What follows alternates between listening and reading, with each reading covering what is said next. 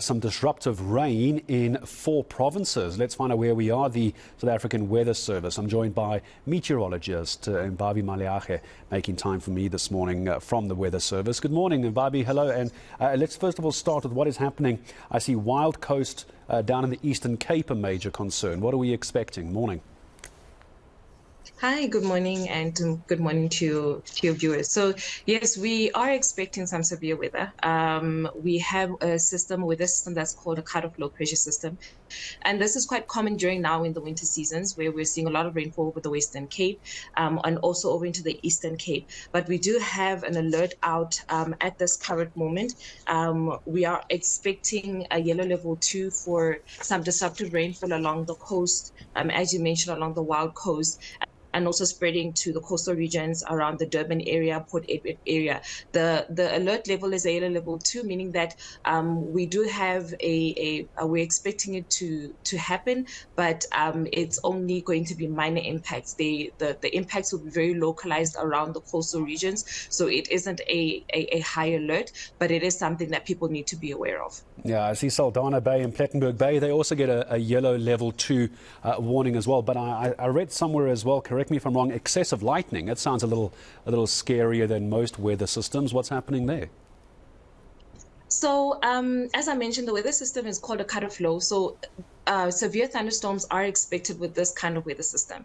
And so with it, also because the temperatures are quite low, so there is a possible of some very minor incidences of hail, but also lightning associated with the thunderstorms. So because, especially in the Western Cape, they aren't always accustomed to such thunderstorms, such severe thunderstorms. So it is something that we felt that they really need to be aware of, as compared to us in Gauteng, where we get thunderstorms almost all the time, especially in the summer seasons.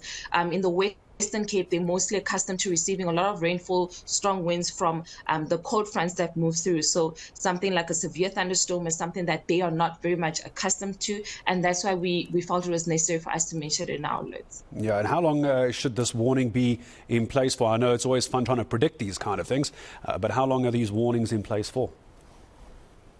So the warnings are mainly in place for today. The cut-off low pressure system is expected to move a little bit quickly, and then tomorrow we are still expecting some rain, especially along the coastal regions of the KZN region. So the alert for the rainfall is expected up until tomorrow in the early hours of the morning, and then the alert for the severe thunderstorms in places over the Western Cape, that's expected to continue for today, and then in the evening we're expecting things to calm down. We do, again, I'd like to mention also another alert that we have along the coastal regions of the Western Cape, where we're expecting damaging winds and waves. This is between Cape Agulhas all the way up to Plettenberg Bay for the Western Cape. And also we are expecting it along the coastal regions of the Eastern Cape, continuing to Port Edward. All these alerts are expected for today. We're expecting things to be a little bit calmer into tomorrow. Oh, I certainly hope so as well. Just as I say goodbye to you, I want to make sure I understand 2 things. One, 4 provinces I'm seeing. You mentioned Eastern Cape, KZN, Western Cape. Forgive me if I've missed one. What is the 4th province, if there is one? And is this unusual, Mbavhi, for this time of the year? Is this unusually extreme weather? So you are right. It's not 4 provinces, actually just 3 provinces, the Western Cape, Eastern Cape, and KZN.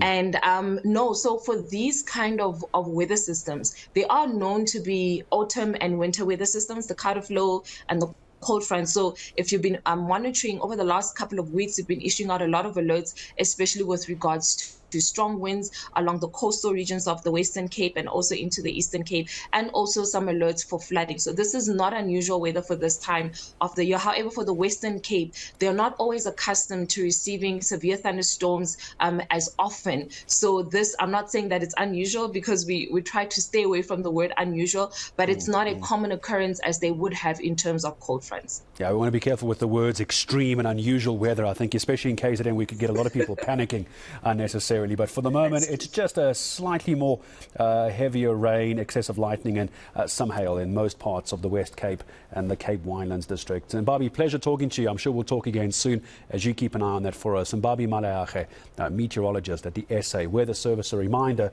then it's level 2 warnings, yellow, warnings for the Eastern Cape, southern parts of KZN, and in the Western Cape. It's the Cape Winelands district, including Lanesburg, which we know can be quite a concern when there's heavy rain down there. So if you're in those parts of the country, please be very careful.